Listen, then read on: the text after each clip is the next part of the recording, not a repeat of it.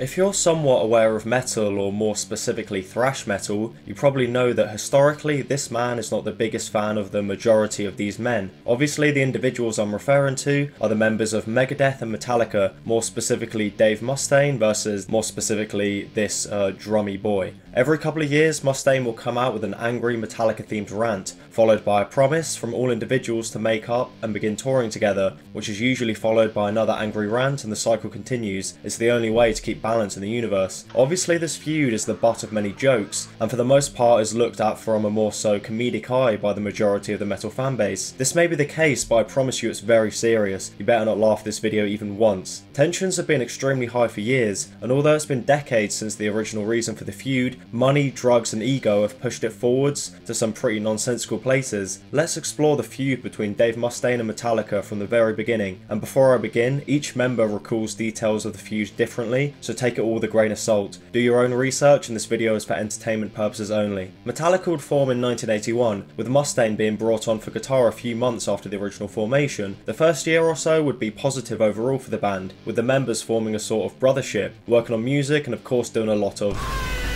which led to some altercations and issues, although nothing too serious. This would begin to shift in the summer of 1982, when James Hetfield and Dave Mustaine would get into a violent altercation over one of Mustaine's dogs. Mustaine was selling at the time and would keep his stash in his apartment. This led him to begin feeling uneasy when playing shows, knowing that any individual who could quit anytime they wanted were aware of the undefended stash in Mustaine's apartment. This led him to purchase two extremely scary dogs, or how I like to call them, cuddles. He decided to bring one of these dogs to a Metallica practice session. Obviously the dog in question saw himself as the alpha amongst these f***ing freaks and immediately jumped to the high ground on top of a car owned by band member Ron McCovey. This for some reason led James Hetfield to kick the dog, and not just like a little push kick to get the dog off the car. Apparently, allegedly, it was more akin to this. Mustaine instinctively attacked Hetfield for his actions. You'd imagine the fight looking something like this, not the case at all. Mustaine is actually proficient in a few martial arts, and at the time had trained in Taekwondo and Karate, meaning he pretty easily handled Hetfield before being dragged off, and the two were separated. Mustaine was immediately fired from the band for the outburst, although came back begging and crying the next day, leading the band to give him another chance. Regardless of who you believe is at fault in this situation, you'd think it had led Mustaine to chill out a little bit, at the very least stop with the whole Joseph Rogan self-defense situation type.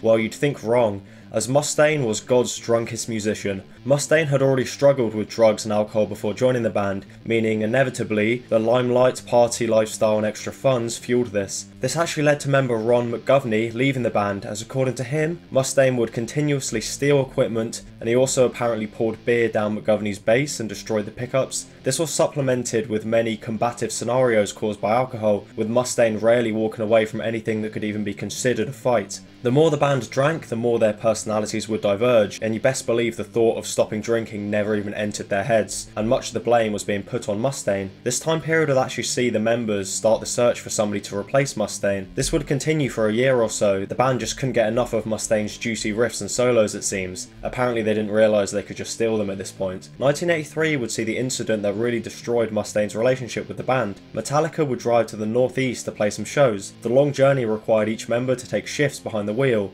During one of Mustaine's shifts, he would hit a patch of black ice, losing control of the van and causing it to jackknife. Although a close call, each of the band members made it out okay, and waited by the side of the road for a tow truck. The icy conditions led to more incidents, however, with another car losing control and hitting their van. You're probably thinking this is more the fault of the icy conditions than any singular band member, until you realise every single member of Metallica was consistently drunk or stoned during this period, and Mustaine was no exception. Distaste towards Mustaine would continue to build, with this incident seeming to be the final straw, as it would be only a month later that Mustaine was officially kicked out. On April 11th, 1983, the band members would wake up a passed out Mustaine, letting him know that he was being kicked out of the band. The members handed Mustaine a bus ticket that left in an hour. It seems the method in which Mustaine was kicked has led to a lot of the future resentment between the group. Mustaine has mentioned since that he would have appreciated a second chance, or at least some sort of sit-down explanation, although admits that he was dangerous at the time and that the split was inevitable due to clashing personalities. You'd think Mustaine Mustaine would take some sort of downtime after this event, reflect on his life and actions for a few months and move forward, you obviously underestimate how stubborn this motherfucker is. On the bus ride home, he would decide to create a band more metal than Metallica, and worked on creating a name that was somehow more metal than the name with metal in it. He would pick up a piece of paper with the word Megadeth on it, and pretty immediately started releasing albums. Unfortunately, the formation of this band wouldn't solve Mustaine's drug problems, as it would begin to spiral out of control during the early years of Megadeth. Mustaine would also speak publicly about his issues with Metallica on multiple occasions, specifically targeting his replacement Kirk Hammett. Mustaine was mainly irritated by the riffs and solos Hammett allegedly stole. According to Mustaine, the one thing he asked the members of Metallica when being kicked was to not take any of his music. Apparently this was ignored according to Mustaine. He continued to shit on Metallica during any public appearance, accusing the band of brainwashing the world against Megadeth, and specifically accusing James Hetfield of ripping off his charismatic stage presence. He felt that he couldn't even be himself, as Metallica had allegedly stolen so much that his own persona was seen as a rip-off of Metallica in the public eye. Metallica immediately snapped back, with Lars performing his patented 4/4 out of time drum smash on Mustaine, with Mustaine immediately responded with legendary words that have never been uttered since: "Lars Ulrich is a terrible drummer, really shakes me to my core." In reality, Lars Ulrich mentioned that Mustaine was destined to be replaced and was only seen as a fill-in, as well as saying he wasn't a good enough lead guitarist for the band, which is absolute bollocks considering his quote-unquote talent on his respective instrument, but I wouldn't expect anything less from this dude. Kirk and James would also chime in, although came from a place of respect and defence. Most of the fuel was added by this dude, who continues to take aim at Mustaine's substance abuse issues throughout the years.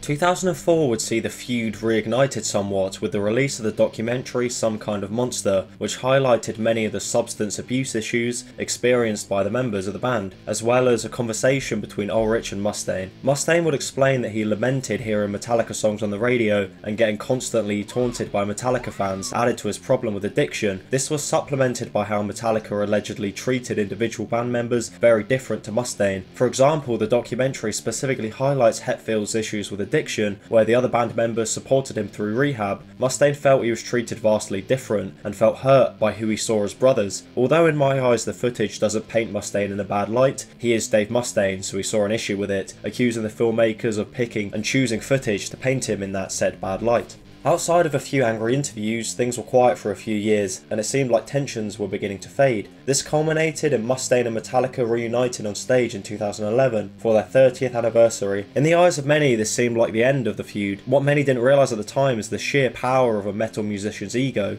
The feud quickly reignited. Metallica were attempting to release a limited edition cassette of their 1982 demo, No Life Till Leather, in 2015. Essentially, in order for the cassette to be produced, Mustaine had to sign over writing credits to Lars Ulrich for 2 songs that Ulrich claimed to have written, although Mustaine claimed to write every single note and obviously refused. It does seem a bit strange to me that Ulrich could have significant writing credits on any of these songs, just look at him. 2010 would see the development of the Big Four Thrash Tour, featuring obviously the Big Four thrash bands. They had a few shows in 2011, although it quickly fizzled out. According to Mustaine, this is again the fault of Ulrich, claiming that he was afraid to perform more shows. I don't know, maybe he was going to be showed up by an actual competent drummer. Since 2018, members have for the most part remained quiet, with Mustaine mainly mentioning the other members in a positive light, although remaining adamant that Metallica stole his riffs and solos. Mustaine has mentioned that he prefers to speak upon his former bandmates from a place of forgiveness and healing, and I believe it's likely to remain that way until this motherfucker opens his mouth, and it'll probably all light back up again.